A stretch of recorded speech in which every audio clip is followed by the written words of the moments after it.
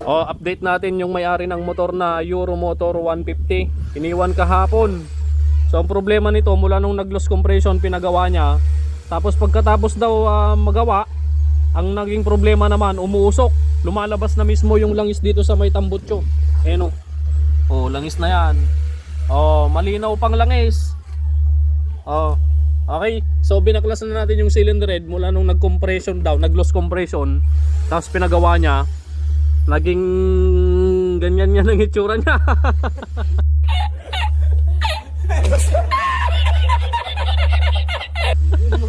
Yung mukha ni Pilog yung nakuha. Okay, so umusok na daw. Ang lakas ng usok. Ngayon binaklas natin yung head. Ito, bagong baklas pa lang, fresh na fresh.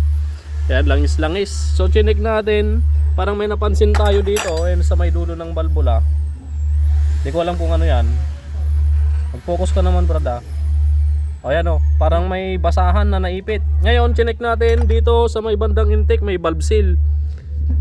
Okay, yan, check natin. Okay, ito na siya mga kabro. Dito sa may bandang intake, nasilip ko parang may valve seal naman.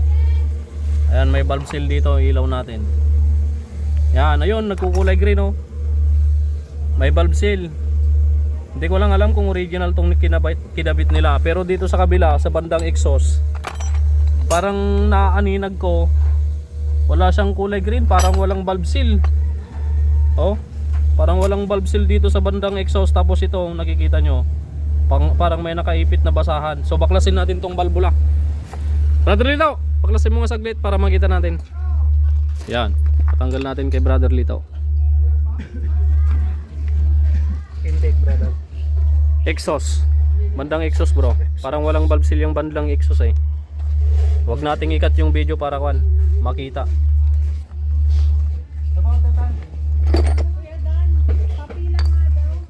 Madam, yung Sabi daw, pinatingin daw nila, sabi, low block, loss compression, low.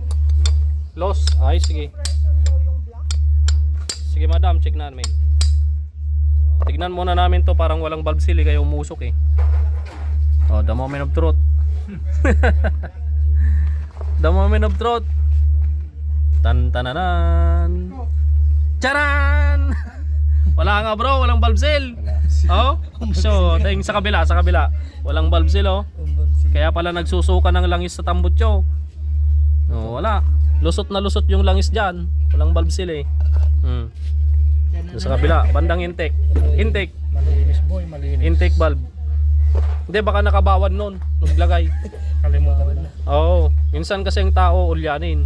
Lalo na pag marami nang iniisip at stress na. Ayan, minsan nakakalimutan na. Bandang intake meron yan. Check natin.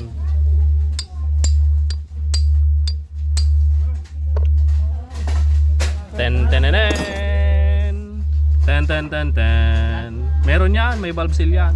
Nakalimutan lang siguro yung isa. Oh, ayan oh. May valve seal. Tanggalin mo yung valvula, bro.